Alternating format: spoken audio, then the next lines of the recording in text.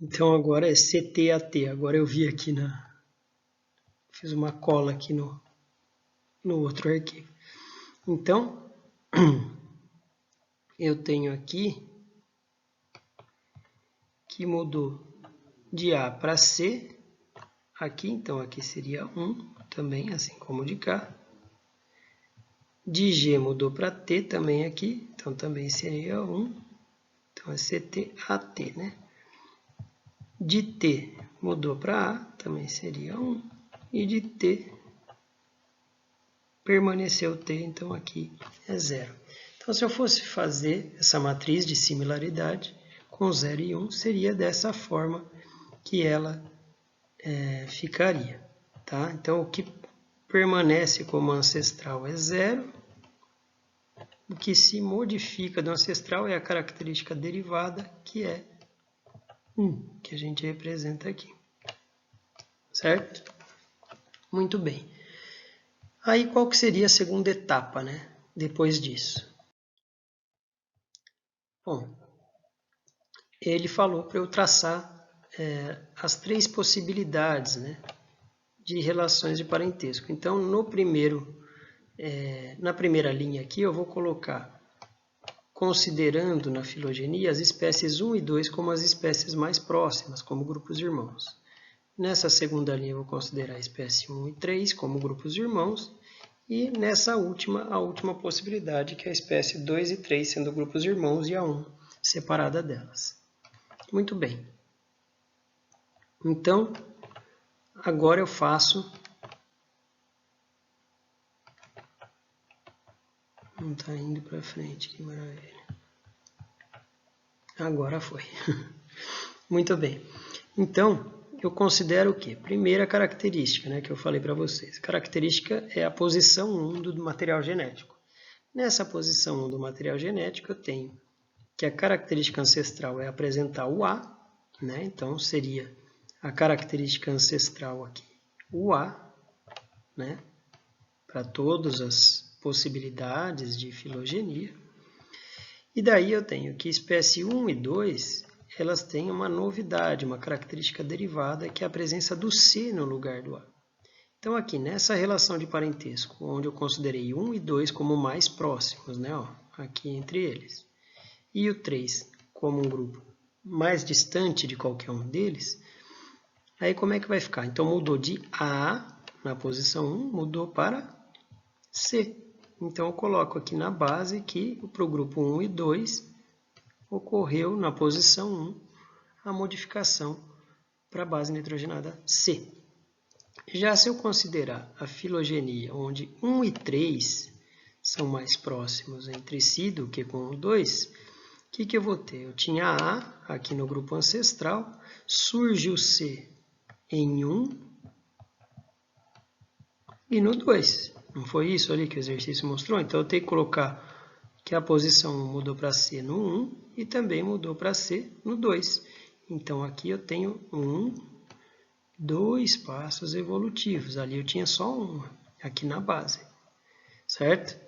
Enquanto que aqui na última, considerando 2 e 3 como espécies mais próximas, como grupos irmãos, né? E 1 deslocado aqui, um pouquinho mais distante desses dois, muda de A, que é o ancestral na posição 1, muda para C em 1 e em 2.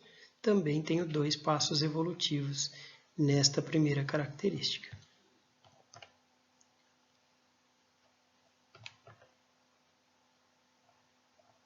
Muito bem, que foi o que eu falei.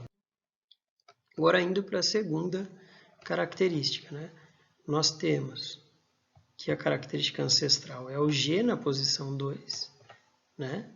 Essa característica também está presente na espécie 3, enquanto que espécie 1 e 2 também tem a característica derivada, assim como na primeira situação. Então, considerando o grupo 1 e 2 como grupos próximos, mudou de G para T na posição 2 para os grupos 1 e 2, ó, na base de 1 e 2 aqui. Mas se eu considerar na filogenia, em que 1 e 3 seriam mais próximos entre si, da característica posição 2 do material genético mudou de G para t em 1 e em 2. Então, eu venho aqui e sinalizo em 1 e em 2, mudou para t. E se eu considerar na outra hipótese de 2 e 3 serem mais próximos entre si, vai mudar de g para t na posição 2, em 1 e em 2 do mesmo jeito. Então, eu tenho 2 passos evolutivos nesse e somente um na primeira hipótese. Para a característica 3, o que eu vou apresentar? Para a característica 3, eu tenho como característica ancestral o t, que está presente também na espécie 2 aqui, então vai ser 0 também. E a novidade evolutiva está nas espécies 1 e 3. Então, como é que fica isso aqui agora? Se eu considerar que a hipótese mais aceita seria que 1 e 2 são mais próximos entre si, mudou de t para a em 1 e em 3. 1 e 3 mudou para a.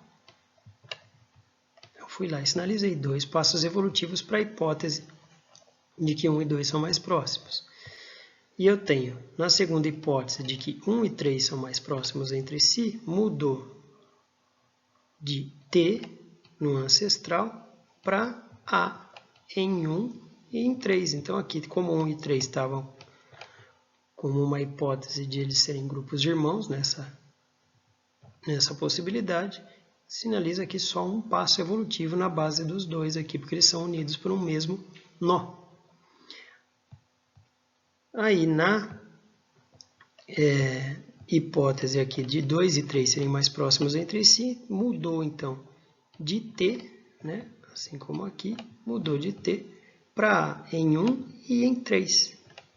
Vou lá e sinalizo um passo evolutivo em cada um. Certo? Ah, por que eu não ponho aqui, professor? Porque se eu puser aqui, ele não está presente em 2. Se eu puser aqui na base, ele vai estar presente em 1, 2 e 3. Então, eu não posso colocar aqui. Tem que colocar para cada um separadamente. Diferentemente desse aqui, ó. Eu coloco aqui na base porque os dois têm a mesma origem. Então, eu coloco aqui, ó, a característica derivada que surgiu. Então, tem 2 passos evolutivos aqui, um só no meio e 2 lá em cima. Contando daí a terceira característica que nós já fizemos, a última característica, que é a 4. Posição 4 era T, permaneceu T na espécie 1, e espécie 2 e 3 mudou para C. Então, olhando lá nas hipóteses, né, 1 e 2 serem grupos irmãos, eu tenho que mudou de T para C em 2 e em 3. Beleza, sinalizei lá, 2 passos evolutivos. Considerando a espécie 1 e 3 como grupos irmãos, mudou de T para C em 2 e 3. Mesmo jeito, 2 passos. Enquanto aqui, considerando a espécie ancestral com o T, mudou para C em 2 e em 3. Então, aqui, na base dessa bifurcação, está um passo evolutivo, já que 2 e 3 aqui são considerados como grupos de irmãos. Então, eu testei as 3 hipóteses, né, de parentesco entre esses grupos, e agora tem que decidir qual que é a mais viável. Como que eu descubro isso? Contando o número de passos evolutivos. Então, essa aqui seria a hipótese aqui de que 1 e 2 são grupos de irmãos, né? Para a característica 1, 2, 3 e 4, então inverti, né, a representação. Aqui, a possibilidade de que 1 e 3 são grupos de irmãos, considerando aí as 4 características iguaizinhas. E no último, eu considero que 2 e 3 é que são grupos de irmãos, para cada uma das 4 características, lá, as 4 posições que nós vimos na tabelinha anterior.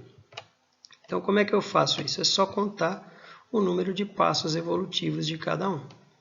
Tá? Então, na primeira hipótese aqui, que é 1 e 2 sendo grupos de irmãos, que é essa primeira coluna, o que eu tenho? Eu tenho que na característica 1 tinha um passo evolutivo somente.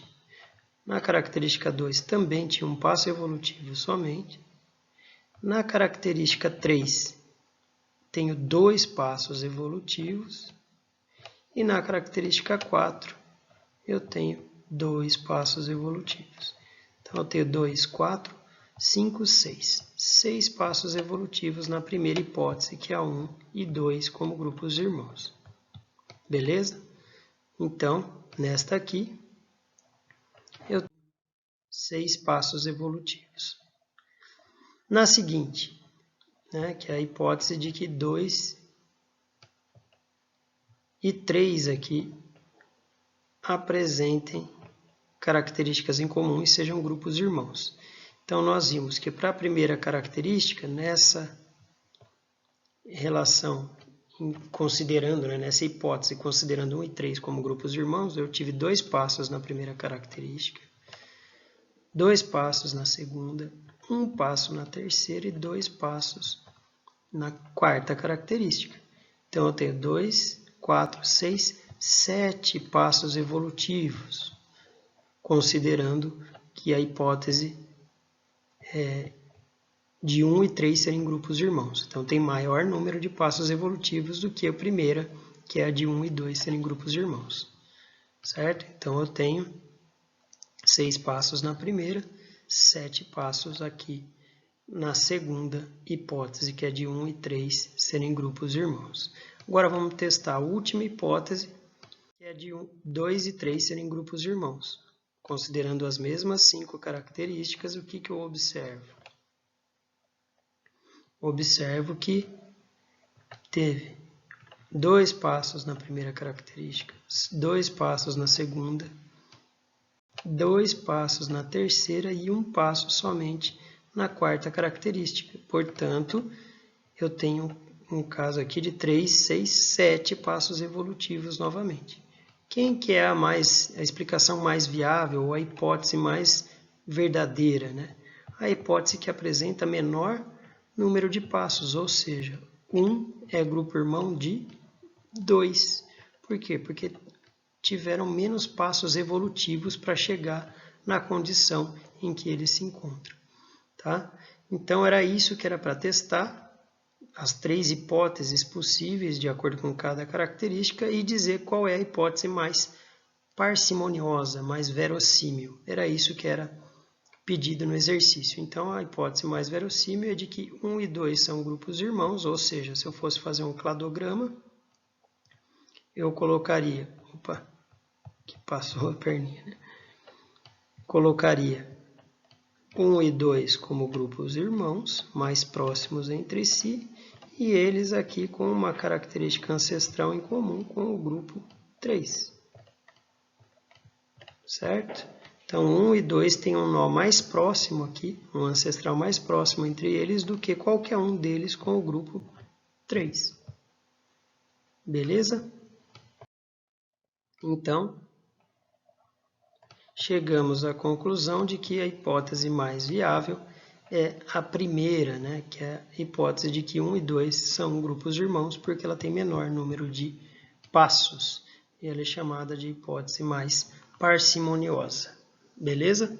Então, encerramos esse exercício. Espero que tenha sido útil aí para vocês. Esse é o único que é resolvido de uma forma diferente. Os demais são todos iguais à resolução feita do lagarto e também do porco. Tá bom? Então, um abraço e qualquer coisa dá um grito lá no WhatsApp.